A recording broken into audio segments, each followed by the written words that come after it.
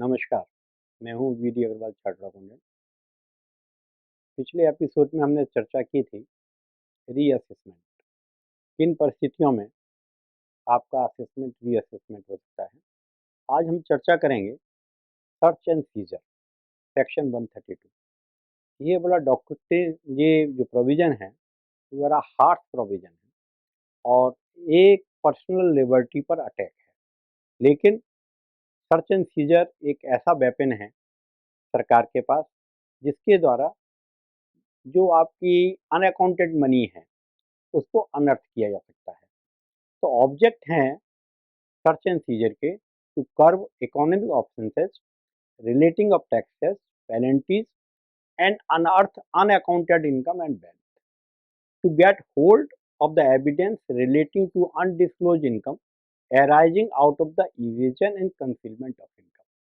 तो search and scissor का provision यही है कि जब वो आपकी अनअकाउंटेड मनी है, अनअकाउंटेड मनी का मतलब होता है कि जो आमदनी आप कर रहे हैं लेकिन आप किताबों में नहीं दिखा रहे और उस पर टैक्स नहीं दे रहे, तो सेक्शन 132 के अधर सर्च करके वो जो अनअकाउंटेड मनी है उसके थ्रू जो आपने अनडिस्क्लोज एसेट जनरेट की है, उनको सीज किया जा सकता है। तो इसका विस्तृत विवरण हम इस चर्चा में करेंगे। इसका प्रोसीजर क्या है?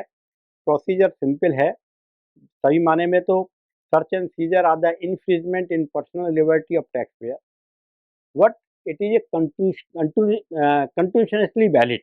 ये सुप्रीम कोर्ट ने हेल्ड किया है, ये बिल्कुल वैलिड है और ये अधिकार सरकार को है कि आपकी प्रीमिसेस को सर्च कर सकती है, जबकि इसकी बात के कारण हो कि आपने अनअकाउंटेड मनी की है और आपने टैक्स नहीं दिया है। लेकिन इसके साथ साथ बहुत सारी कंडीशन है कि जो पावर दी गई हैं उसको एज्यूट करने के लिए सरकार को, सरकार के अधीन जो अधिकारी हैं उनको बहुत स्ट्रिक्ट कंप्लायंस करने की दरकार है और स्ट्रिक्ट कंप्लायंस करने के बाद ही ये एक्शन लिया जा सकता है। इसके लिए सर्च के रीजन को आपको रिकॉर्ड करना पड़ेगा, राइटिंग में लिखना पड़ेगा और इसका सेटिस्फेक्शन नोट बनाना पड़ेगा और वो गुड फेथ में होना चाहिए और ये नोट भी मटेरियल पे बेस होना चाहिए। जमानी जमा खर्च पर सर्च नहीं की जा सकती। अब इसकी पावर्स किनको पास है? पावर्स जो ग्रांट की गई हैं उसके अंदर ये जो पावर्स हैं वो ऐसी नहीं है, अनविडेड पावर नहीं है, आर्बिट्री पावर नहीं है। ये सारी पावर रेगुलेटेड पावर हैं और रेगुलेटेड पावर जो दी गई हैं वो इनकम टैक्स एक्ट 1961 में दे रखी हैं। इसके अंदर सर्च के लिए आप ऑथराइजेशन इशू होगा, जो कि वारंट के रूप में जाना जाता है, और रिकॉर्डिंग ऑफ द सेटिस्फेक्शन का नोट होता है और प्री सर्च नोट बनाया जाता है। ये सब काम किए जाते हैं और सर्च एंड सीजर के दौरान में ऑथराइज ऑफिसर को ऐसा नज़र आता है कि यहाँ कोई अनसिविलाइज्ड बात हो सकती है, कोई दंगे हो सकते हैं, कोई और भी कोई कारण हो सकता है, तो पुलिस की असिस्टेंस भी ली जा सकती है। Now what is the mandatory requirement of search and scissor? जब आप कोई भी टीम सर्च एंड सीजर के लिए आती है तो इमीडिएटली जब जहाँ भी सर्च होनी है वो वहाँ अपने ऑथराइजेशन दिखाती हैं। ऑथराइजेशन दिखाने के बाद वहाँ के जो लोकल रेजिडेंट हैं, उनके 2 रेस्पेक्टिव विटनेस को बुलाया जाता है। वो सर्च के टाइम में वहाँ रहते हैं और यदि कोई इलेक्ट्रॉनिक डेटा यूज़ किया जा रहा है, तो उसका सर्टिफिकेशन अंडर सेक्शन 65 लेना ज़रूरी है इंडियन एविडेंस के अंदर। जब सर्च चालू होती है, तो सामान्यतः जो अधिकारी होते हैं और जहाँ सर्च की जा रही है, उस व्यक्ति का स्टेटमेंट रिकॉर्ड करते हैं।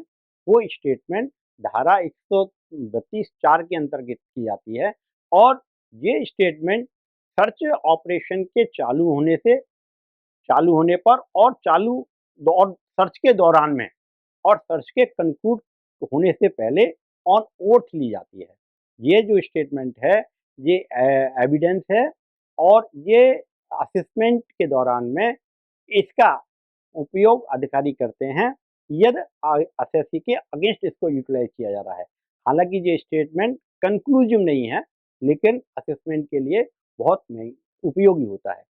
अब स्टेटमेंट जब हम रिकॉर्ड करते हैं तो कभी कभी ऐसी पोजीशन आती है कि भाई मैंने कह दिया भाई मेरी ये इनकम है, मैं सरेंडर कर रहा हूँ, या बहुत सारी चीज़ें हैं। लेकिन बाद में महसूस होता है कि मैंने ये जो स्टेटमेंट दिया, वो दबाव में दे दिया, या ऑफ़िसर्स के दबाव में दे दिया, या मेरी मेंटल पोज़ीशन ठीक नहीं थी और मैं इतना डिस्टर्ब हो गया और प्रेशर में आ गया कि मैंने स्टेटमेंट दे दिया। तो ऐसी बहुत सारी परिस्थितियाँ हैं, जिसके अंदर मैं ये अपने स्टेटमेंट को रिट्रैक्ट कर सकता हूँ कि मैंने जो पहले कहा था, वो गलत था और सही ये है। लेकिन इसको देखना ये बहुत ज़रूरी है कि retraction of statement only on having sufficient creditable, corroborative and cogent convincing material, evidence within the reasonable time and the statement so recorded under the coercion or undue influence। तो ये यदि कंडीशन पूरी होती है तो आप अपने स्टेटमेंट को रिट्रैक्ट कर सकते हैं। रिट्रैक्ट का मतलब होता है जो मैंने पहले स्टेटमेंट दिया है वो स्टेटमेंट को मैं वापस ले रहा हूँ।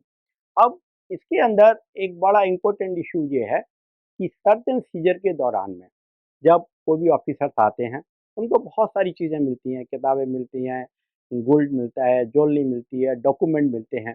तो इसमें क्या है सेक्शन 132(4) के अंतर्गत ये जो सारी चीज़ें मिलती हैं, उसको ये माना जाता है कि ये सब करदाता को बिलॉन्ग करती हैं और उसकी ये ज़िम्मेदारी है कि उसके बारे में उसको बताए।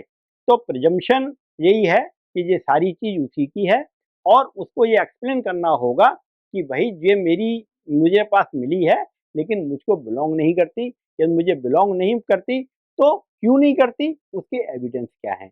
तो ये असेसमेंट के दौरान भी ये सारी चीज़ें असेसिंग ऑफिसर को देखनी होगी।